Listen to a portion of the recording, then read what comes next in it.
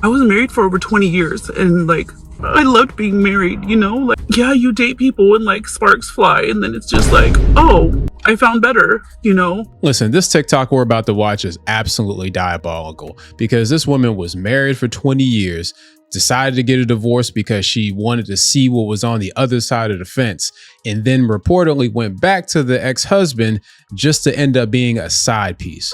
But honestly, this mentality is running rampant, especially in a lot of marriages, and a lot of people are being tempted, men and women. So I do want to take a look at this clip, and I also want to look at other examples in order for us to learn and discern. But before we get into it, please do me a quick favor by hitting that like button, subscribe if you enjoy more faith-based content, and please share this with your family and friends so that we can be a blessing to each other and also not do this as well. Let's get into it.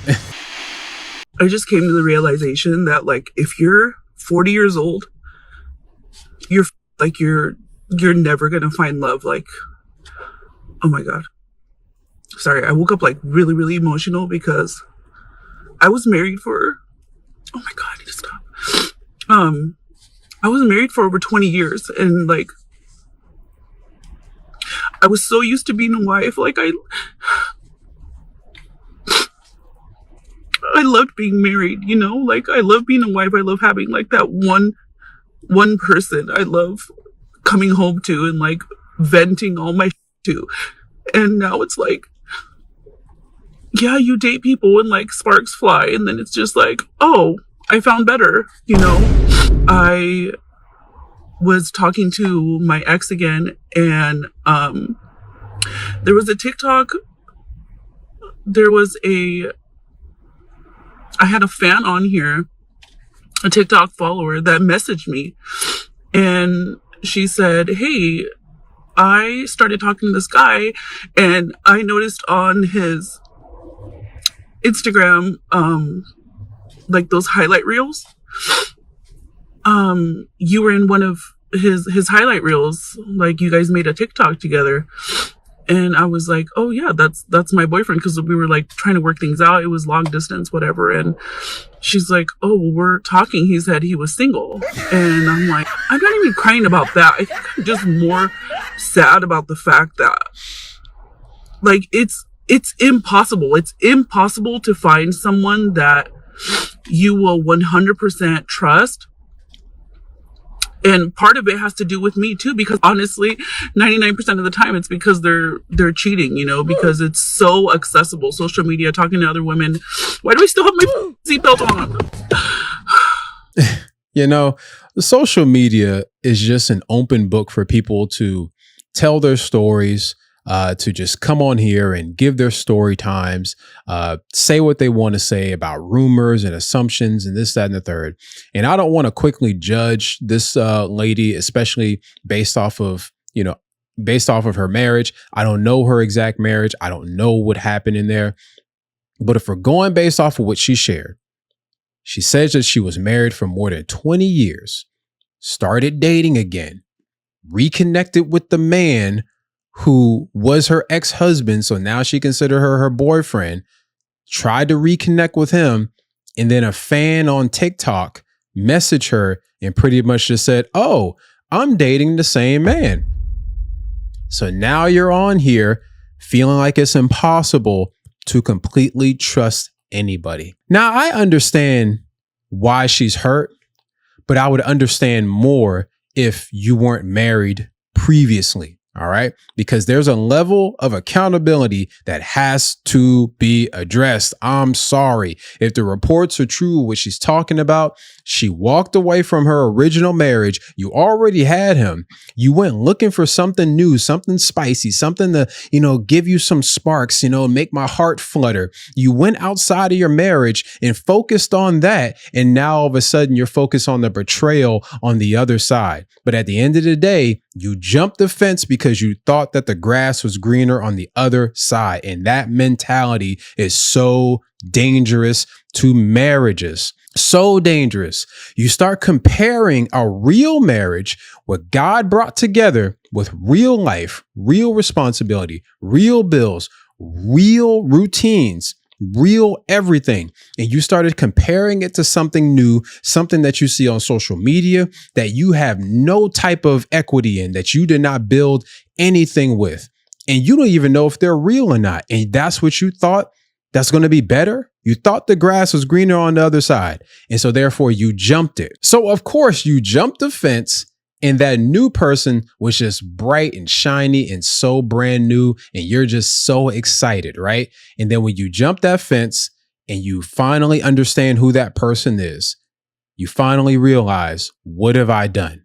And now you start comparing so many years of reality just to a few moments of chemistry. And that particular situation is so deceptive to people when they're in marriages and they feel like things aren't working out for them, and they feel like, listen, the grass is greener on the other side. And we have to understand that that chemistry, that temptation, that's not covenant. Hebrews chapter 13, verse 4 says, marriage is to be honored by all, and the marriage bed kept undefiled, because God will judge the sexually immoral and adulterers. Marriage shouldn't be thrown away just because that other person gets on your nerves. All right. Marriage should not be thrown away just because you feel like you found something more exciting on social media just for a little spicy, exciting moment. And this is what happens. And to be clear, I'm not talking about, if people are in certain physical, particular situations. All right. I'm not talking about those situations. I'm talking about becoming dissatisfied with the normal, with the imperfect, with the routine marriage, all those things. And all of a sudden you want just this spicy moment. You want to feel so exciting, and you feel like that other person is going to give you a problem-free life. And I'm here to tell you that does not exist. Every relationship, every single relationship requires patience, communication, and most importantly, it requires God as your foundation. And before we treat that as one strange marriage relationship story, no, the grass is greener on the other side type of mentality is running rampant, especially in a lot of Christian marriages. People think that the normal isn't cool anymore. People want to, bring people in order to feel some type of excitement, some type of spiciness. And I'm here to tell you that deception is so wrong. I want you to listen to this example. So there was one point in the marriage, year 2, I said, you know what, I think I need a side chick because you're not giving me what I need sexually, and it's making me feel bad, and And Kadeen said, Deval, whatever, do it. Because at that point, I was just tired of arguing. I was like, that's going to make you feel better in this moment? And I Go said, ahead, my guy. Yeah, and I said, Go ahead. And I said, yo, I'm not saying this as a threat. I'm telling you what I'm about to go do. She said, Deval, go ahead, do what you got to do. Like, did you really not care at that moment? I didn't think he was going to do nothing. Right. To be quite honest, I was like, oh, this is like a test. That's what she thought. Yeah. And then, to be honest, it kind of was a test. What I wanted her to say was like, you're not going to go get a side chick. I'm going to step up to the plate. Yeah, I got you. The things that you need because I'm your wife. And when she said, go ahead and do it, I felt like, dang, she really don't care that much about me that she going to let me go do it. So now I got to go do it. Yep. So I ended up meeting a girl. We started talking and we became friends. And I said to her, I said, you know what? We can't have sex. Because we friends. Like I wanted something transactional so I can do it and throw it away. Yeah. Right. So we became friends and started. There are so many problems with what they just said, especially with the threat of cheating as a test. He wanted his wife to step up, fight for him, and prove that she cared. But then at the same time, as you saw, she was just like, go ahead and do it. And you just went on and did it. Both of y'all are wrong. That's not communication. That's manipulation. Listen, if you feel unwanted, rejected, or sexually frustrated, you need to say that honestly. Take it from me as somebody who's been married for the past 10 years, to God be the glory. Communication is key. It is one of the top things on the list that you need when it comes down to a longevity marriage. All right. You keep God as your foundation, but the communication is so necessary. You may also need counseling. All right. I know we all have difficult conversations with our marriages, but sometimes having a third party person, a respectful biblical person to keep everybody accountable, sometimes that's needed because we all get exhausted. We all have health issues, unresolved conflicts. I get it. But threatening to bring another person into the marriage, That's not going to repair anything. It's not going to repair your intimacy. All it's going to do is bring the devil into something that he has no place in. All you're doing is bringing in sexual temptation into your marriage to divide you even more. James chapter 1, verses 14 through 15 says, "But each person is tempted when he is drawn away and enticed by his own evil desire. Then after desire has conceived, it gives birth to sin. And when sin is fully grown, it gives birth to death." All right. We have to take responsibility for our own decisions and our own actions. We have to. We can't blame our spouse for the temptation that you chose to entertain. You can't blame them and say, well, they were not meeting my needs, so I had to cheat. I needed to bring somebody in, or I needed to end a 20-year marriage just to spice things up. No, unmet needs are a reason to communicate, or as a reason to fight for it, not for you to just let it go. And it gives you permission to violate your marriage. That's what the enemy wants. And listen, this is not about blaming everything on husbands or everything on wives. It's not. Both people have responsibilities, all right? You should take care of your spouse's emotional and physical needs. You should. You should not use affection or intimacy as a weapon against them. Not whatsoever. You should not ignore your spouse and then act surprised when the resentment grows, okay?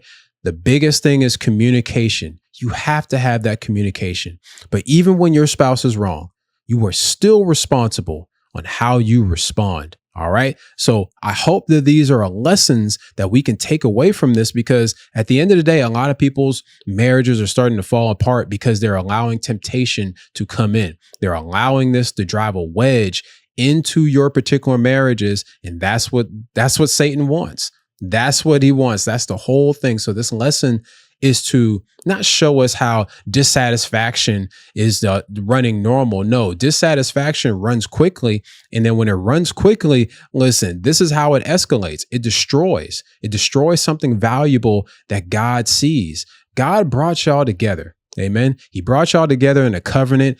Don't trade that in for temporary compromises. So let me know what y'all think in the comment section down below. Why do you think this, grass is greener on the other side? Or, hey, I don't mind being a side chick type of mentality. Why is that running around so rampantly when it comes down to our Christian marriages? I would like to know what you all think in the comment section down below. Make sure you hit a like for the algorithm, subscribe if you enjoy more faith-based content, and please share this with your family and friends so that we can be a blessing to each other. Until the next time, be blessed.